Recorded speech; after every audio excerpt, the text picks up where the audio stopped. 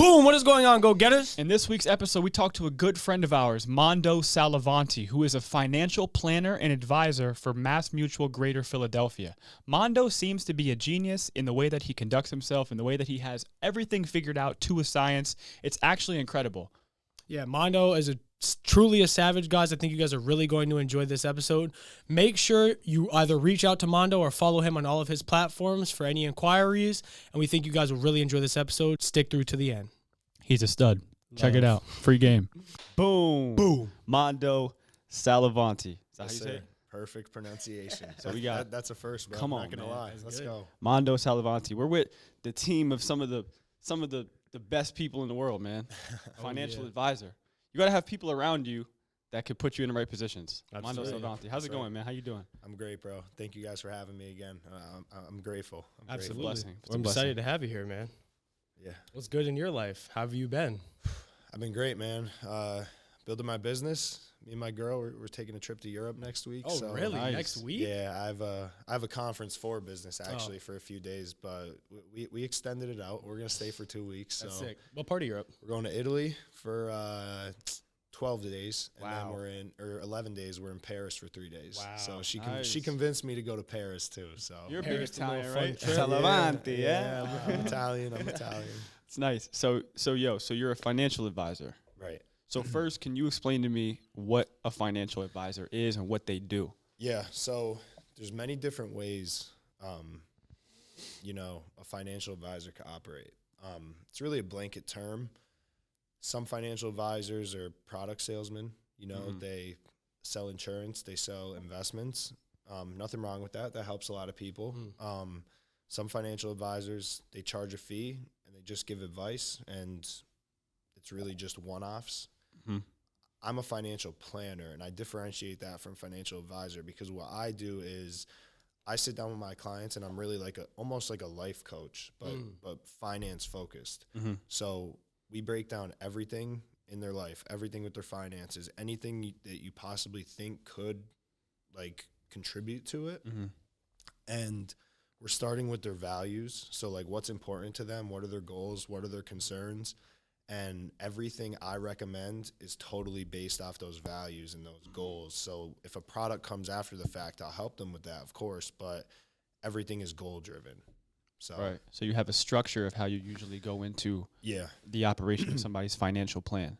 exactly. I've same process every time. It's rigid in nature, but it's flexible in execution. Oh, yeah. I like that. So it's pretty much same process. We sit down. I ask them why they're sitting with me, find out hey, why'd you even take time out of your day? What's important to you? Yeah. Have you ever worked with an advisor? What are your goals? What are your concerns? What are you looking to get out of this process? If I think they're a fit for my process, we'll move to a second meeting where I go through more in depth of what that is. And I'll talk a little bit about it now, but it's just, hey, we sit down and get your information. From there, I go back. I have a team behind me. Like I was mentioning, my company, MassMutual, that I do business through, I have a lot of resources. So I go back, I give all the data to my back office, Jake, and he does all the data input to our softwares and stuff like that. And he basically gives me the analysis. So then from the analysis, all I got to do is say, hey, Mr. or Mrs. Client, based on this, we should do X. And I go back, give it to the client.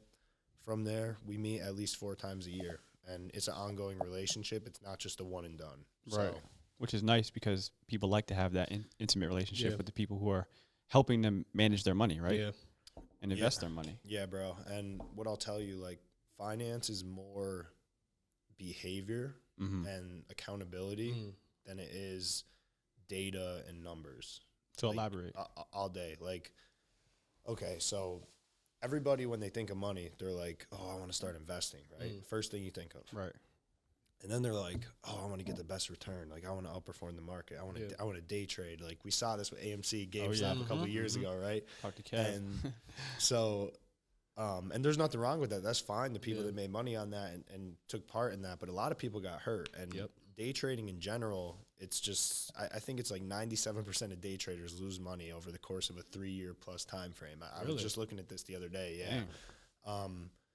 But elaborating back to the point, if I could give you the perfect financial plan, but you can't go execute on it, it doesn't matter. Right. Yeah. So if I could give you an investment that's going to return 1,000,000% or whatever, it doesn't matter if that next day that investment loses or you don't have your risk protection in place in terms of like risk management in your financial plan, or like the biggest thing really is accountability. That's what people need. And there's been studies done that more important than anything, how much you save, like your savings rate of your income is going to be more important than the rate of return you get any day. So to me, that's like a stat that just illustrates accountability over a perfect plan is going to win any day. Right. Yeah, and I think there's a Warren Buffett quote that says, an idiot with a plan is better than a genius with no plan, or something like that. Right. Something along those lines. Right. So I like that. That sounds really interesting. So how did you get into this? Like, how did you get into becoming a financial planner from playing football at Kings and owning your own businesses to getting into this? Yeah, we gotta go there too. Yeah, no doubt. I'll tie that in. This is gonna be a long story. Let's go. So let's buckle in, boys. And tell me, you can hear me okay? Yeah, all good. good. So my father's a doctor, right? And so you guys, let me start here. When you guys were young, you had something you always wanted to be when you grew up. Yeah. Right? Yes. Yeah. So what was that for you guys? Like NFL player. Okay, NFL player. Yeah. Like I wanted to do that too, but I'm 5'10". I was a linebacker and I was 210 pounds. It's not happening. But my whole life, I love football, and the next thing is your parents are your first heroes. Like your dad's your hero, your mom's your world, and like I wanted to be like my dad. My dad's a doctor. He's a family physician, and everywhere we went growing up, we get stopped. Oh, doc, how you doing? Blah, blah, blah, blah. Like everywhere, like literally everywhere. And you're a little kid, like you just want to go home. You want to get to where you're going. I used to be so annoyed. Like I hated it, bro. And, then I got older and I sort of realized like, oh, people treat my dad this way because he helps them. Like he helps a lot of people. And I'm like, I want to do that. Like I want to help people like my dad does. Like I want to be a doctor. And I was great in science. I was a great student. Like I never studied. I was an honor roll kid. Like my mom used to get so mad. I never took a book home from school and I was honor roll. Like just came easy. Yeah. And I go to college. I'm pre-med. And I'll tell you this too, like it was so known I was going to be a doctor that my nickname is Doc. Like my boys all call me Doc to this day. That's crazy. So yeah, and it still sticks even though I'm a financial advisor. But anyways, I go to college pre-med. I went to East Stroudsburg, D2 football school. Nothing crazy, but I went there playing football. I was doing well. I mean, I was second string on the team, but we were 4-7. Coaches didn't want to play me. They wanted to hold my red shirt. At the time, I was like, well, play me because I'm not staying for a fifth year. I'm going to med school. Yeah. Like, that's what I'm doing. In the meantime, I failed 2 classes. My other 3 classes, I had C's. What classes? What classes did you fail? Calculus. Calculus. And ready for this one? Yeah. What one of them was? It was an elective. You want to guess what it was? Okay. It's going to be like... Don't overthink. This is so ironic. An elective? It was an elective, but I was a pre-medicine biology major, mind you. But what do you think that class I failed was? Just guess. Culinary. It's really ironic. I don't know. Finance. Yeah. Personal finance. Wow. Personal finance was the other class I failed. So a light bulb went off, huh? Not then. So I failed that. My other classes I had C's. And I'm the luckiest kid in the world. My parents paid for my college, and they're like, look, we're paying. You fail another class, we're not paying for anything. Like literally, like they sat me down and had that conversation. That's a fire. I'm like, as a college kid, I'm like, oh my God, like I'm screwing my life up. Like, what am I doing? So I'm a little bit lost. Football's not going great because I'm mad that they're not playing me. Yeah. I was second string and I was getting reps in practice. I'm like, why aren't you playing me in the game? So then I just mailed it in, and I probably could have handled it a little better, but I went to transfer, go in the head coach's office. Dude sits me down. He asked me 2 questions. You have friends? I'm like, yeah, I have friends. Like, I got guys on the team. I got guys off the team I'm friends with, blah, blah, blah. It's like, are you happy here? I'm like, well, yeah, but it's just like, it's really not, I don't know. I'm just not really liking the culture here. Yeah. And he's like, all right, good luck to you. literally as long as I just had that conversation with you, that's how long the head coach tried to stop me from transferring. So after that, I'm like, I don't even want, this isn't even somewhere I want to be. Like, I'm leaving. And one of my boys, Jake Minetti, shout out Jake, head coach of West Scranton football now. He was playing at Kings. And, man, I always saw how much fun Jake had at Kings, like playing football. So I'm like, I'm not even going anywhere else. I'm calling Kings, and I'm saying I want to play football here. So I called Jake. I called the DB coach. I called the defensive coordinator. Shout out Coach Zabrowski. He's still my guy. I'm going to see him today at the Kings game. I transferred to Kings in that next semester. This was December 2016. I started at Kings January 2017. And I'm at Kings. I'm going through my pre-med classes. And I'm a couple weeks into the semester. It's January. It's like I'm like 2 weeks in this semester. Yeah. And finally, I'm like, I'm doing better. And I'm like, you know, I'm doing good now, but I don't really like what I'm doing. Like, I don't like these classes. I don't really like the material. And it was really hard, but I realized that being a doctor wasn't my passion. Helping people was my passion. And being a doctor was projected on me by other people in my life. So I talked to my dad and my mom, my parents, and they were very supportive. They're like, okay, that's fine. And, you know, my dad's always been a tough love type of guy. But what he said to me, he's like, that's fine. You're going to find out what you want to do, though. So I'm going to start setting you up on phone calls. So the second call I made, and this was in January of 2017, was to my dad's financial planner, who is the managing director of this office and hired me here. But I talked to him, and he told me a story, and I'll tell you guys this story within a story. Oh, yeah. But he said, and he does this when he interviews people because it just illustrates what this career is and what it does. And he said, you know, I get a lot of phone calls being in this industry a lot of years, having a lot of clients. One day, I get a phone call from a client, and he refers me to his buddy Eli. So he goes, and he sits down with his buddy, with Eli, and, you know, he walks in the room, and my boss is Timmy, shout out Timmy, big dude, like 6'3", like probably like 240, bald guy, wears glasses, and he walks in the room, and he's like, Eli's busting him, and Eli's like, oh, yeah, like so-and-so said you were a big, ugly, bald guy. And so then Timmy's sitting there, and he pulls his phone out, and he's like, he's here like this. And Eli goes, what are you doing? You're texting in a meeting? Like, and he goes, Eli, I'm texting my wife to take my kids to the courthouse right now, change all their names to Eli so I could go home and beat them, because that's what you're making me want to do right now. So, and then he said, like, they're laughing and whatever. Yeah. And Eli became a client of his, though, and he built his practice, and he managed his stuff, his daughter's stuff, you know, brothers, sisters, all people in his network then, and it grows and it grows and it grows. But years later, he gets a call, and he's like, oh, it's Eli. Okay, picks up. It's not Eli. It's his wife, Marianne. Marianne says, Timmy, it's Marianne. Eli just passed away. So Eli passes away. Timmy goes over, brings the check, his life insurance, his investments, whatever it was, to pass over to Marianne, make sure she's okay, get Eli in the ground, make sure she has income moving forward. And Marianne pulled him in the other room. You know, like when someone dies, usually they're all at the house. Yeah. Everyone's there. She pulls him in another room. And she grabbed, he says to me, she grabs him by the face, right behind his ears. And he says, Timmy, there's 3 things everybody thinks about before they go to sleep. The first thing they think about is, did I hurt anybody today? Yeah. And if you did, you could go talk to somebody about that.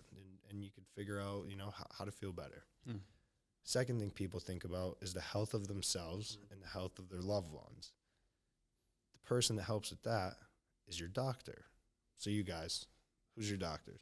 Boy, Allen. Kevin doesn't have a doctor. Kevin's a church baby. No, I had a doctor, but she changed her name. I don't know what her new name is. She got married. Right. So when I said that, though, you guys are thinking in your head, looking up and to the left, like, oh, yeah, that's my doctor. Yeah. So that's my dad. Right. And he's that for everybody. Right. The third thing people think about before they go to bed, am I going to have enough to pay that bill tomorrow? Am I doing the right thing for Yeah. my family or my finances? Am I going to be okay? Am I putting enough money away? That's what Timmy does. And that's what I do now. That's the guy I am. Yeah. And what Timmy taught me and what he said to me, and it sticks with me. And I say this from my own words now, is I'm okay batting third in that lineup. So when Timmy told me that story, I knew that it was what I wanted to do. Yeah. I was bought in. I got my insurance license in 2018. 2020, I interned with Timmy here. Yeah. I got all my investment licenses. I started officially in December of 2020, but it was really June of 2020. And, you know, that's how I ended up here, man. So that brings us to where we are now. And now we are here. How much do you enjoy it? I love it, bro. That's good. How I'm sitting here talking to you guys is what I do every day. Yeah. People come in my office that we were just in that table. I sit down at that table. I have conversations, and I ask, how do I help you and make your life easier today, tomorrow than it is today?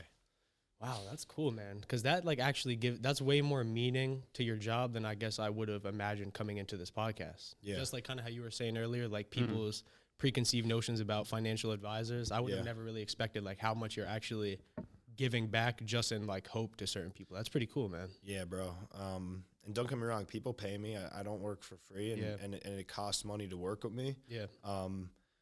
But I believe I'm providing value in multiples of that really can't even be quantified. Yeah. So when did you get this mindset? Because we were just talking about a little bit earlier with the shoes. I know you were selling shoes when you first started. yeah, we'll talk about that. Your Go ahead. entrepreneurial stuff. Well, that's kind of where I'm getting at is like, what was the spark for you? Like, when did you realize that this was like the path in life you wanted to take?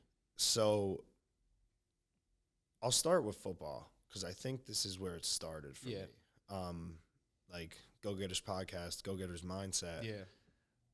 When I was a kid, I was like a really little fat chubby kid. Like you guys probably could think of like the little fat chubby kids that you knew growing up. That was me. Right. So I was like seriously though, and I never played football because like I don't know if it was the same for you guys, but the league that I played in, they had like a weight limit, and I was always too heavy. So I didn't play football until I was 10 years old, which like is still young, but like a lot of my boys played when they were like 5, like literally. So I finally played, and I was still above the weight limit. Like I had to drop like 20 pounds my first year, and then I had to keep dropping weight for the next 3 years until I got to my high school's freshman team.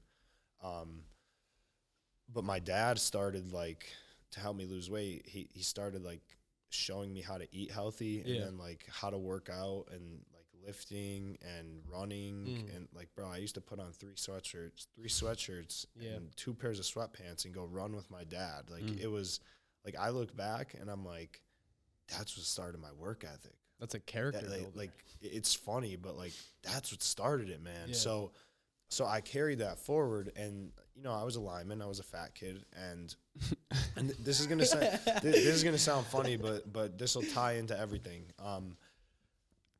I get to freshman football, and I'm a freshman, and now it's like, all right, you're gonna play linebacker and fullback. I'm like, all right, cool. Like I want to do that, and you know, there was people that didn't think I could do it, and I did great, and it was fine. But even still, and I was still a little chubby, but I had started losing weight. Then I get to varsity, I really lost weight, and I was real skinny. Yeah. And then it was like, all right, you can't be a lineman. You have to stay at these positions. And then I built back up, and I had a great football career, and I went to Kings, and I had a great career at Kings. But that's what started, like, you know, that mentality of, like, it's me versus everyone. Yeah. And, like, almost like a prove other people wrong. But now it's more, like, to me now it's like a prove people right type of thing, because I don't want to prove people wrong. I want to prove people right, and I want to bring them with me to succeed, not go against them to succeed. So that's where it started. And then when I was in college, and I was in that period in 2017 where I was like a little lost, that was when I started getting into like personal growth and reading books. So first book I ever read was called The Sniper Mind. I forget the author, but I remember reading it, and I was just like, oh my God, like I'm hooked. Like this is insane. I could get any information in the world I want from a book.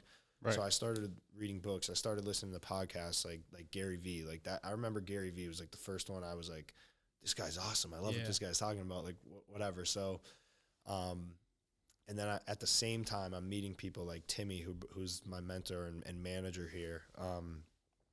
And with that, I'm going through college, and you know, it was fine. Like that's how it started. But then when COVID hit in 2020, probably my best friend, Jarrett Horn, and Jarrett started reselling shoes in late 2019. And growing up, me and Jarrett, like, we love sneakers. I still collect sneakers. I haven't resold in over 2 years, but I still collect sneakers. Like, I love it. Like, they're just one of my hobbies. And me and Jarrett always shared that growing up. And on top of that, he's one of my best friends. And he started doing this. And then now we fast forward to April of 2020. So we're a month into the pandemic. Yeah.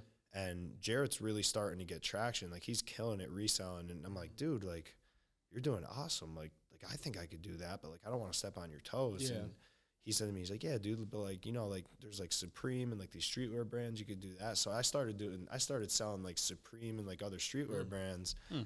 And then sneaker deals were falling into my lap. Like, I was just finding deals. It was crazy. So I'm like, dude, like, I'm just telling you, like, I'm going to start selling some shoes. Like, and he was like, yeah, dude, I don't care. Like, we both could win. That's fine. And like, literally, and It's a good friend. Dude, my best friend. It's a good friend. I lived with him for 4 years. He went to East Stroudsburg with me. When I transferred, he was like, dude, and he wasn't playing football at East Stroudsburg. I was trying to get him to, but he wasn't.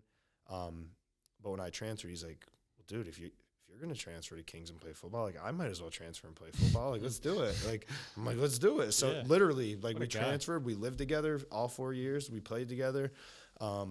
He's a realtor now. He's another job he does too. He's in sales. But his realtor business starting to take off. But back to the story anyways. So me and Jared are reselling, and then you guys had Isaac on a couple weeks ago. Shout out Isaac, and shout out Jarrett too, because Jarrett really helped me a lot and gave me like confidence. But also Jarrett had that abundance mindset. Like, I wasn't taking from him. We were only going to help each other. Right. And I started selling and I was doing well, and Isaac was huge for both of us. Like, he really showed us how to like resell shoes, how to like run that business. You have to run it like a business, how to do it, how to keep track of things, how to source deals, how to make deals. And Isaac is a really good friend of mine. And I know, Darrian, we were talking about this. Like, I consider him a great friend, but I also consider him like sort of like a mentor. Yeah. And he's very, very smart. He really knows his stuff, and it's no surprise to me how good he's doing with Gemini Kicks because Isaac knows it. He knows game, man. He really does. Absolutely. And Isaac and Jarrett were really big with helping me, but I grew a lot on Instagram doing that. And I did it for 6 or 7 months. I didn't even do it long, but you know, even to this day, people still think I do it. And I think that was just how good I was marketing myself. Yeah. And for perspective, I did like $110,000 in sales in like 6 months. And that was really like the last 3 months of my... Just off sneakers. Yeah, just off sneakers, sports cards, and Supreme. Really? Sports cards as well? Yeah. That's interesting. Sports cards wasn't as successful. Like, I definitely took some L's there, but sneakers was the big one. But the profit margin was like 15-20%. So like I did like 110,000 in sales, but I probably made like 15K. Yeah. Like maybe 20K on the high end. That's not bad though. No, it wasn't. As a college kid, 15K is a lot of money. That's awesome. 6 months. Yeah, like I felt like I was rich. It was like, I'm joking, but it was awesome. I loved it. But how that's tying into today, and I mentioned, like, people still think I sell shoes. I learned marketing skills, man. Like, I really learned how to market, and it's helping a lot with my financial advisor business because I learned social media, whereas before I don't think I knew social media at all. Yeah. And now, like, Darrian, I was showing you before, my Facebook, I've got like over 50K on Facebook. That's dope. My LinkedIn's got like 6K, and 6K on LinkedIn is more than it sounds. And I get a lot of business from social media. And I'm not saying that to brag, but I'm saying with the sneaker business, that taught me so many skills about like how to run a social media, how to market on social media. But additionally, it taught me how to run my business. Yes. So I had to keep track of inventory. I had to do all that stuff because I didn't have like an accountant doing that. I didn't have a payroll guy. And when I came into this, my mentor, Timmy, he taught me, he's like, you got to keep track every meeting you hold. How much revenue is that meeting worth to you? How much revenue is every activity you do worth to you? When you make a call, when you shake someone's hand, when you sit down with someone, when they give you their financial information, when you present someone their recommendations. If I had my computer with me, I could literally pull it out and tell you guys right now to this second in my career to the cent what I make every time I shake someone's hand.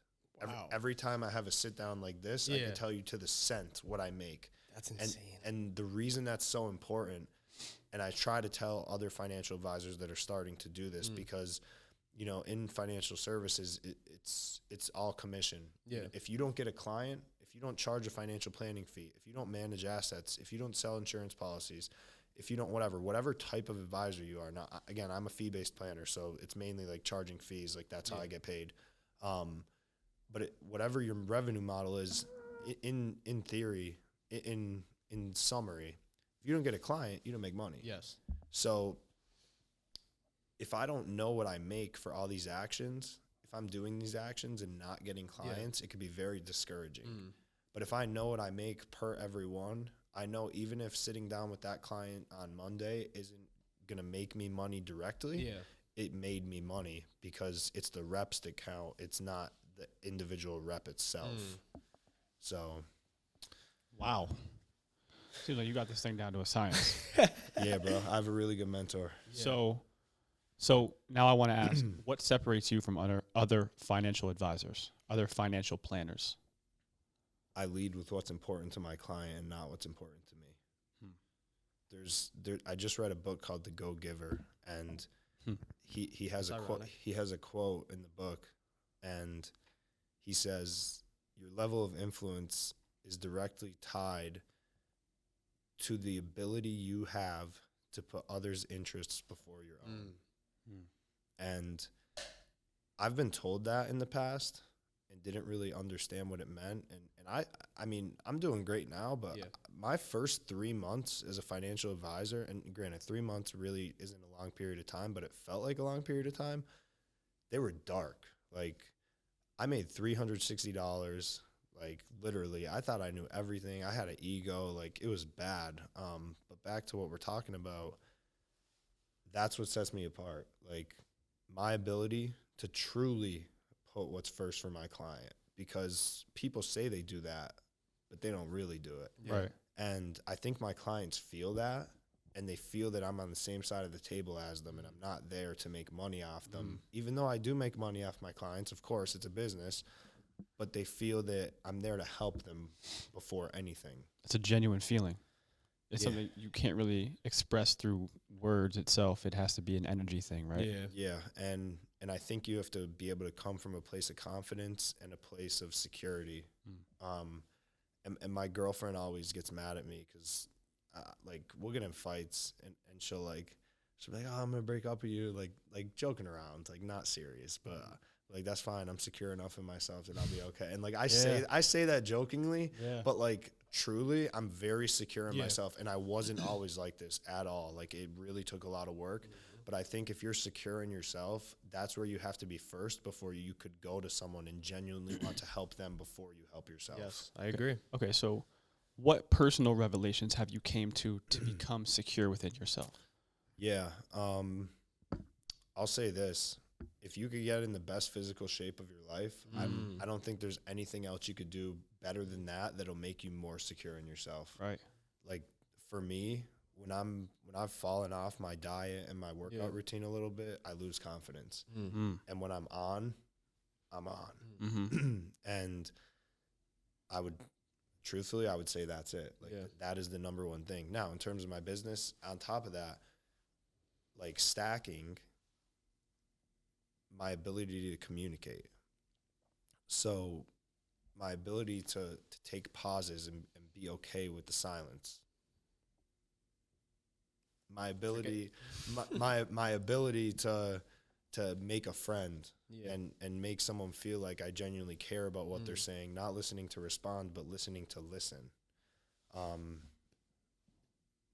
Things like that, man. Just increasing self-confidence. Yeah. But I think increasing self-confidence comes from being in the best physical shape of your life. Then nothing will do it better than that. I like that. So another thing I wanted to talk to you about was oftentimes on your social media platforms, you demonstrate extreme discipline. You're doing 75-day hards. You're waking up at 5 a.m. and you're in this dungeon of a gym and you're got these rusty plates and it looks tough, man. Funnily enough, that's what I thought you were all about when when I first found out about you and I first followed you. That's like all I was seeing. I thought like you were in the fitness realm at first because I remember when I followed you, you were doing the 75-day hard thing. So then your philosophy is that translates into every other field of your life. Yeah. If I'm in the best possible, take a step back.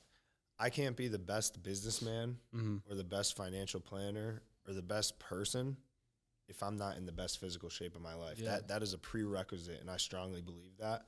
And I'm not in the best physical shape of my life right now. I'm working to get to that and get back to that, but I'm always working towards it.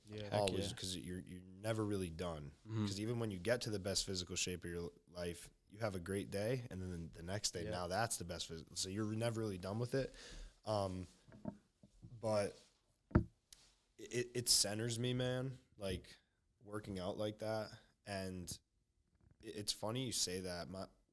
Another one of my best friends, Janer Grosby, shout out Janer. He's a personal trainer out in Jersey, and he went to Kings with me to play football. We worked out together. Like when we went to Kings, like we were doing 2 workouts a day just because it's like, all right, we're bored. What are we going to do? Like we might as well just go work out again.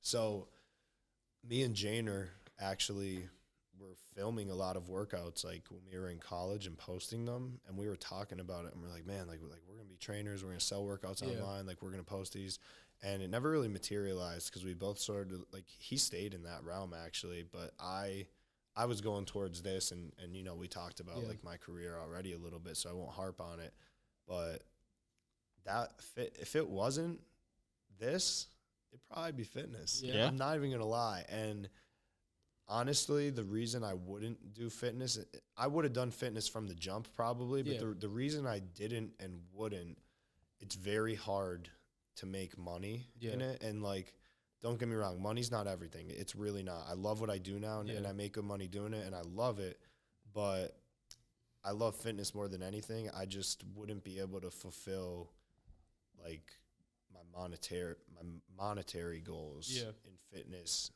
In my opinion, I think this is a better vehicle for me to do that. Fitness is a very saturated industry as well. Yeah, and my sister is a personal trainer, and she does it on the side. It's not even her main thing. She's in pharmaceutical sales too. But like, I don't want to like steal her thunder. Yeah. You know? So like that, and like I don't think I would, but like that was just sort of in the back of my mind. That's interesting, man. That's really cool. So you have these avenues, you have these fields that your mind is interested in. It's really cool. Yeah. So what are the archetypal people that you're talking to that are coming to you for financial services? Well, a big misconception with a financial advisor or financial planner is that you need to be high net worth, have a ton of money, make a ton of income.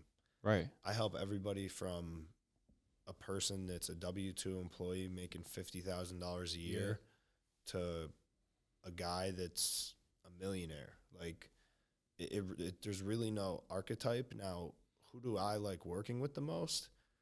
I'll tell you the mindset of people I like working with the most.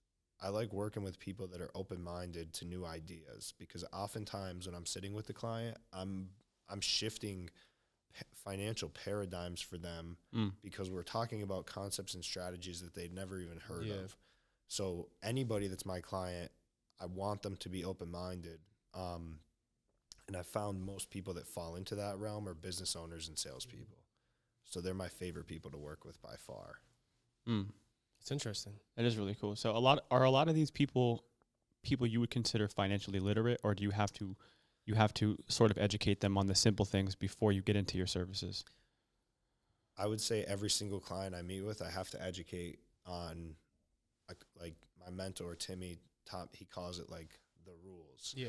You know, like I have to educate them on the way vehicles are taxed, the way assets work, the way their risk is tied to certain assets, like stuff like that. And then strategy, like we don't only have to worry about accumulating your money, like we got to worry about, all right, well, you're accumulating this. what's going to be the strategy for when you're going to go use it. Yeah. Whether that's, okay, I'm retiring or I'm buying a beach house or I'm paying for my kids' college or whatever.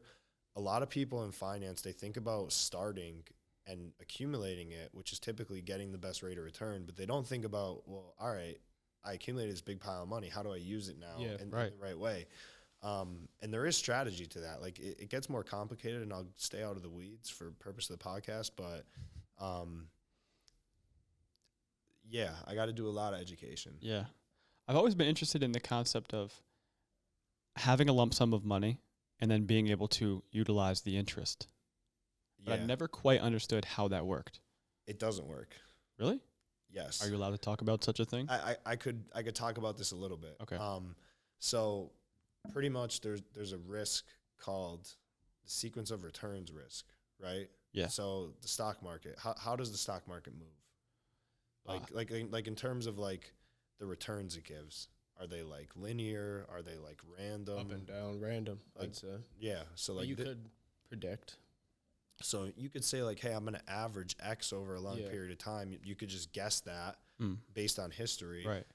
But even if you guess a number, it's never straight. It's absolutely like this. Right. So with money that's in the market, you know, people talk about, oh, I'm just going to use the interest. If I'm getting X% a year, I'll just use less than that. Well, they don't take into account that even if you're averaging a certain percent, there might be a year that's way down or a year that's way up, and that could skew the average. So living off the interest could work, but not always. Not always. So you'd have to have. So what I basically do with clients is we make a strategy to say like, let's make a strategy that no matter what the market does, you have somewhere to pull money from. Right. What that often becomes is just putting money into different buckets, and that's the extent of what I could talk about. I can't like go into like what are they and stuff like that, but that's basically what I do. I like that. The way I think about it is building columns. Yeah. Like Robert Kiyosaki talks about exactly buying assets. Yeah. So if one is crushed, you have another one that's supporting your kingdom or whatever you like to call it. Yep. Exactly, and, bro. That's awesome. So, have there been any books that has influenced the way you've thought about money? Rich Dad Poor Dad. Yeah. Kiyosaki. That's probably been like, that's the number one book. Yeah. Like the number one book. A lot of finance, like this might be controversial. A lot of finance books out there have very bad advice. Like quite frankly, from a financial advisor, like I'm not going to even name drop, but like famous people that you guys know that have finance books, bad advice in them. I'm going to name drop. I don't think Dave Ramsey's advice is that great. Yeah. He gives great advice to people. He gives great advice if you make one major assumption. Human beings are animals that can't control themselves. That's the one major assumption you have to make for his advice to be good. If you make that assumption, fine. But if you take into account that human beings can have discipline and actually execute, a lot of his advice really isn't great. And that's a large part of what building wealth is holding yourself accountable and having discipline with your own money. What's the first thing I said before is the most important thing about finance? Accountability. Accountability, bro. Yeah. Literally. That's interesting. Very, very interesting. That's an interesting take. One thing to kind of derail from that is I see that you're big into creating content for what you do now. What got you into that? Quite frankly, well, with social media, with my sneaker business when I ran that in college, that probably got me started. And I saw how it was like, dude, I got clients in California and Florida. I got people in like other countries I was shipping shoes to, like literally. I'm like, this is crazy. Like I could make money sitting in my bedroom all day and just go to the post office. And with my financial business, I'm like, I could do the same thing. Like literally I could do the same thing. So I started making content, but then I was like, all right, this is flopping. I got to figure out how to make content that like actually helps push this. Yeah. And I realized that it was just giving away information for free and helping people. And that's what got me started. And now like it's a staple in my routine. I sit down for an hour, 2 hours every weekend. I'll make all my posts. I batch them out and I schedule them using like a tool. And then they post once a day, every day, 8:59 a.m. on LinkedIn, 11 a.m. on Facebook. Do you, Science. do you enjoy doing that a lot? Do you enjoy creating content, I posting do. content? I do. I really do enjoy it. And I never consider myself a good writer, but that's a skill that I've developed that I'm really glad I developed. And I think it also helped me with speaking because I learned how to convey ideas through written word. And now when I think about how I speak like I am now, I think it's helped me with that. Oh, that's pretty dope. Wow. Yeah, the realms. There was just some shit I wanted to ask you, and it completely popped out of my mind. I hate when that happens, man. So, back to books. What are some of the top 5 books that influence your life, and how do they influence your life? Great question. Number one Let's book. go top 5. Mando Sallavanti. We're doing it here. I'm gonna go top 5, and then I'm gonna really talk about number 1. All right. We going. Which order are we going? Number 5 to 1. All right. So number 5. Number 5 book. It's only right. 5 Levels of Leadership by John Maxwell. Mm-hmm. Number 4. Atomic Habits by James Clear. Mm-hmm. Number 3. Winning by Tim Grover. Number 2. The Power of One More by Ed Milet. And number 1. Think and Grow Rich by Napoleon Hill. Talk to me. That's what I'm reading right now. Read it and then read it again. Then read it again. Talk to me. So he talks about, I forget exactly what he calls it, but it's like the 6 steps to riches or something. And so when I started as a financial advisor, December 7th, 2020, made no revenue month 1. Month 2, I made $360. I know the exact amount. Month 3, I made nothing. I'm in a dark place. This is like January, February of 2021. Yeah. I'm making no money. I'm like, oh my God, I made a horrible decision. I skipped my senior season of football to do this. Like, I'm literally like failing out of the business. And I'm reading this book, and he talks about like the 6 steps to riches, and he says you have to have a definite amount of money that you want. So you list that amount of money. Mm-hmm. You have to say how you will get that money and what you will do. You have to say what you will give in return for that money, and you have to state your desire and belief and how strong it is for that money. And I was like, you know what? I got nothing to lose. And I wish I had the sticky note with me. It's in my other wallet that isn't with me, and I would have pulled it out right now, and I had it when I was on the phone with you the one day, Darrian. And I wrote on that sticky note that day, I will make X amount of dollars in this year. And I don't want to say the amount because I don't want to like brag about income on the podcast, but I'll make X amount of dollars this year by doing X, Y, and Z, making these dials, having these meetings, getting these people's information.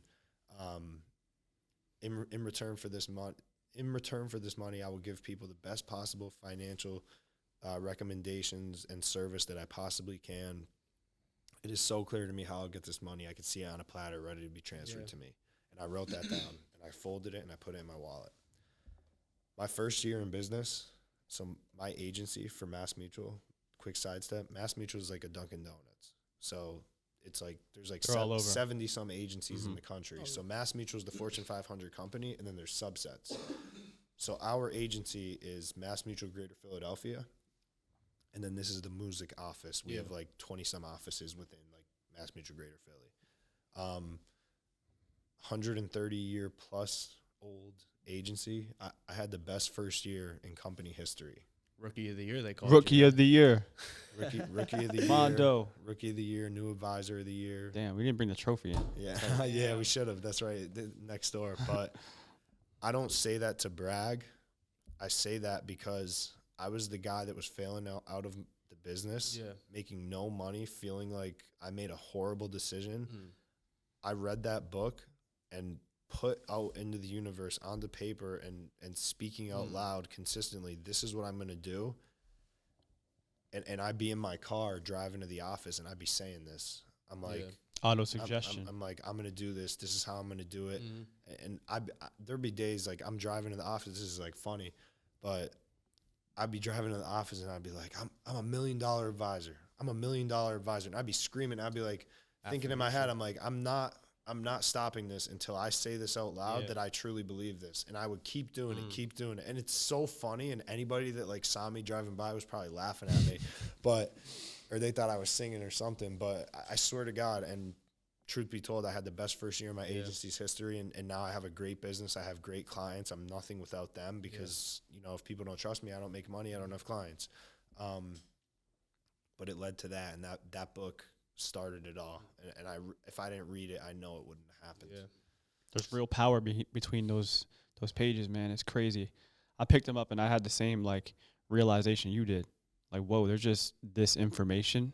And I didn't even, let me say this, though. I didn't even believe it. I was just so down in, like at our company, we call it the Valley of Despair. I'm in the Valley of Despair. Valley of Death. And I'm like, I got nothing to lose. Yeah. So what, if I do this, like, I make no money? Cool. Yeah. Like, I'm going to Italy next week. I mentioned that. Yep. Yeah. That's on the company's dollar.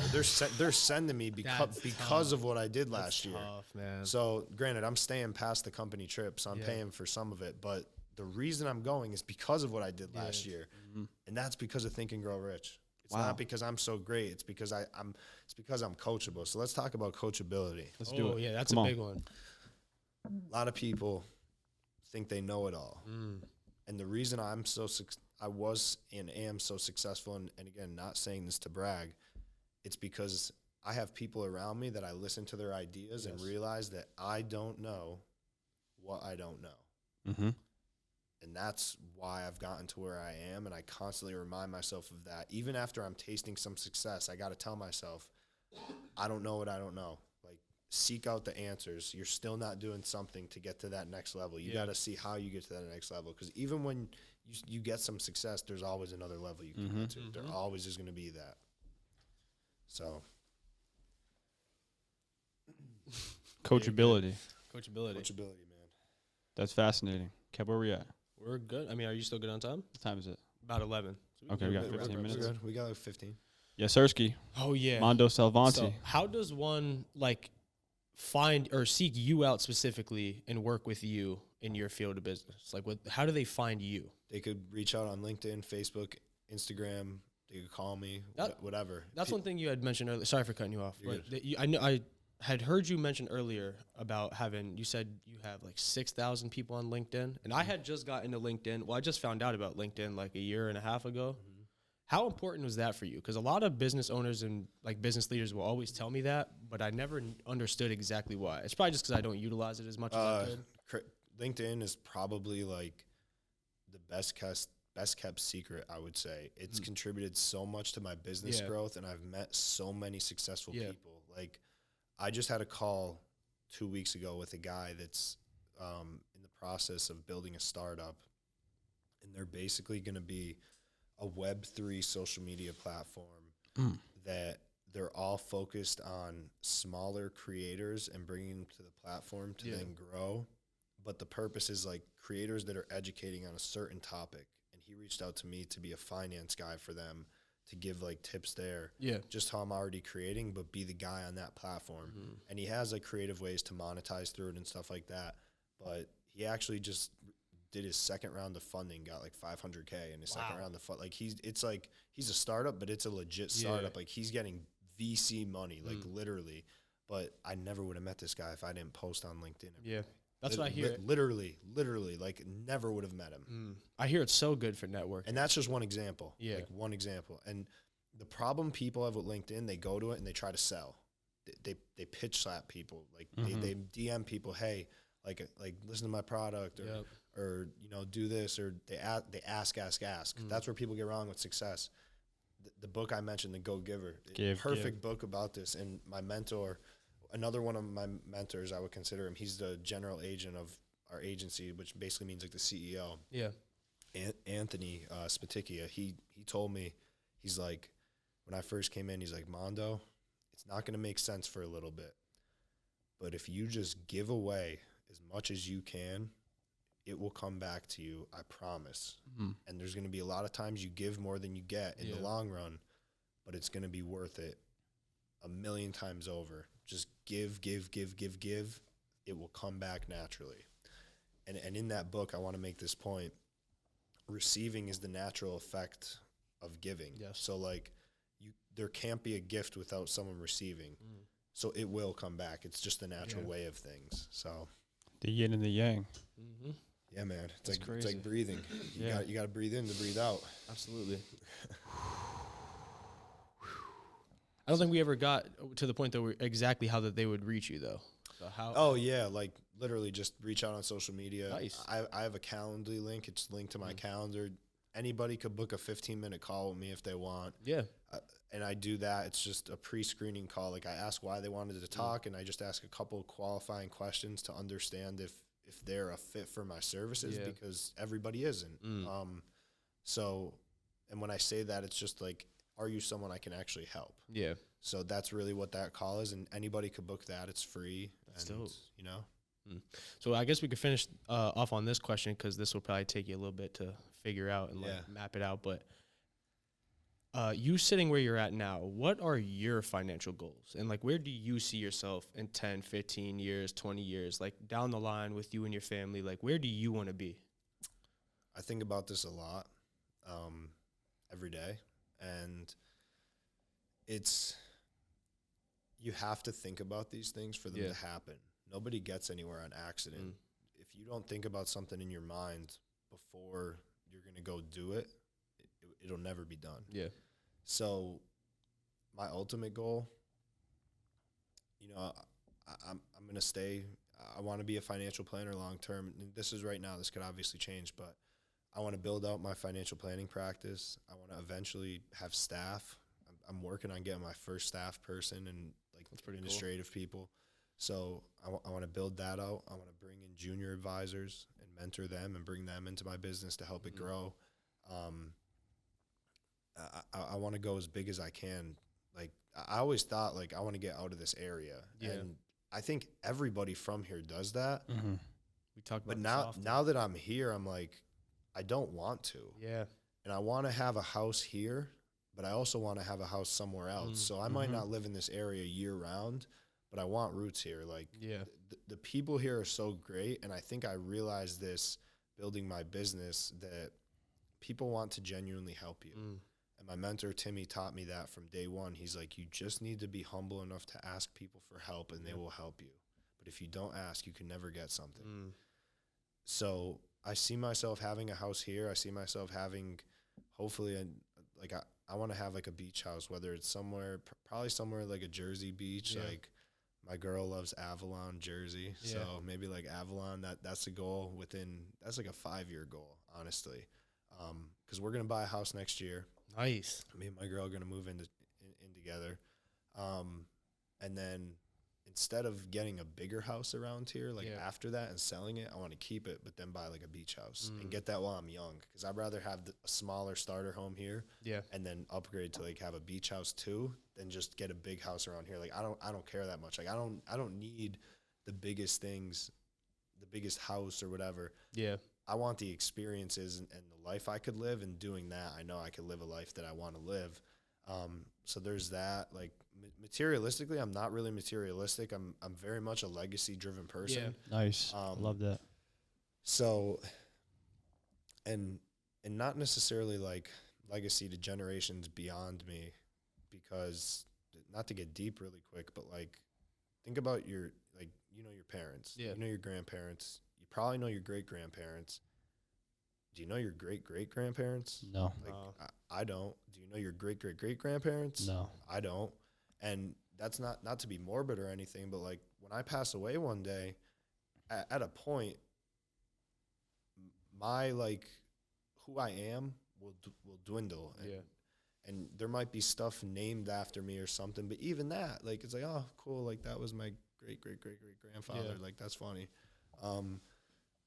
So in terms of legacy, I don't really think about it like that too much, but what I do think about is legacy in terms of impacting the people in my life and the people around me. Yep. So when I have a client that refers someone to me and tells that person how much I've helped them and changed their life, there's nothing that makes me feel happier than that. Yeah. Like with putting content on social media, when I get someone that messages me and is like, hey man, like keep doing this. Like this is so helpful. I love this. Like you're really helping me. Like I'm getting the chills right now. Like I can't even tell you what that feels like. And that's literally why I do what I do. And I'm very much recognition driven. Yeah. I'm aware of that. And some people, like, to a fault sometimes, but nothing makes me feel better than in knowing I'm helping someone else. And like, I genuinely say that it's the best feeling in the world. So like what I'm getting to, long-term vision, I want to be in a position that I could help the most people with the least amount of effort. Yeah. So with social media, this is very calculated, like a big goal of mine. I don't know when. I'm going to start a podcast eventually, but I think that's further down the road. But I think because it's like with you guys doing it, it's a great medium to reach a lot of people with minimal effort. Absolutely. So there's that. I want to keep growing my socials and keep getting to more people there. And I think that's an avenue to do it and help people. And, you know, man, just be happy. Because I'm fortunate for my time when I was lost. When I went to East Stroudsburg and football wasn't going great and I was lost in what I wanted to do for a career. Because that was probably the only time in my life I could tell you that I was, like, genuinely unhappy and, like, just in a bad place for, like, 4 or 5 months. And that taught me how to know what it feels like to be fulfilled or be happy. And if you don't have that, nothing else matters, literally. So. Damn, man. Mondo, I love your mindset, man. Yeah. I appreciate really that. do. You're a I cool love your fucking dude, mindset. man. We wanted to do this podcast for quite a while. Yeah, Yeah, I appreciate it, guys. Like, I'm really grateful you guys had me on, and I'm humbled, honestly, because you guys are really doing this, and you had a lot of people, you've had a lot of people on. I've been impressed, and I've watched other pods, and you guys interview well, and today's been awesome. Thank you. And I want to say this because I know we're gonna get viewers that haven't watched your podcast before and probably don't even know you guys, just from my network, because I know we come from, like, different networks, definitely. Like, check out the podcast, guys. Stay in tune with this. They're really doing it. So for whatever my word is worth, I'm looking at the camera for this. Yeah. Stay in tune with these guys. They're gonna be around, and you're gonna want to get in with them before it's too late. And it won't ever be too late. But the earlier you get in, the better it is. Right, just like a stock, right? Buy in now, buy in low. Buy right? low. Buy the dip, bro. Buy the man. dip. Mondo, I really appreciate your time, man. Sitting down with us, giving us your time. Thank you very much on this beautiful Saturday. We'll definitely do it again, man, when we both have more time, because we know you got some big things you got to go do today. We are about to leave here and go do another podcast, so it's like one day when we got more time than 58 minutes, we got to link up and do this. Oh, again. yeah, bro. This is a good one. We could go 2 hours. Easily, man. Easily. No, we'll do it again soon. It'll be at a different life chapter too. Hell Maybe we'll do it at the beach house. That'd be cool, fuck right? yeah. No, 5 years from now, Let's talk about it. At the beach house in Avalon. 5 years from now, this recording. Write it down. We're gonna do that'll be a pod, and it probably won't be our second one, but it'll be a future one. And then after that, we'll be in probably Forbes 500 company. do it somewhere crazy. Let's go. Man, these are the plans, and this is the mission. But you gotta set these goals, because this is what makes this whole journey thing so fun. Like, this whole wild ride of life that we're on right now, this is what makes this interesting for me, at least. So I love setting these goals, and we'll meet them in the future, man. Hell yeah. Let's go. This again. Let's go. Much guys. love. Come manage your money too, by the way. Oh yeah. Let them set you right. Let them get you right. You want to put your socials up? You want to say yes, please. Your Instagram, where they can find you? I mean, Instagram, it's just Mando.Sallavanti. If you can't spell, just type in. Bad news. you can figure it out. LinkedIn, Armando Sallavanti III. Facebook, Armando Sallavanti III. Say less. It'll all be down in the description for you guys. So make sure you check that out. Boom. Love.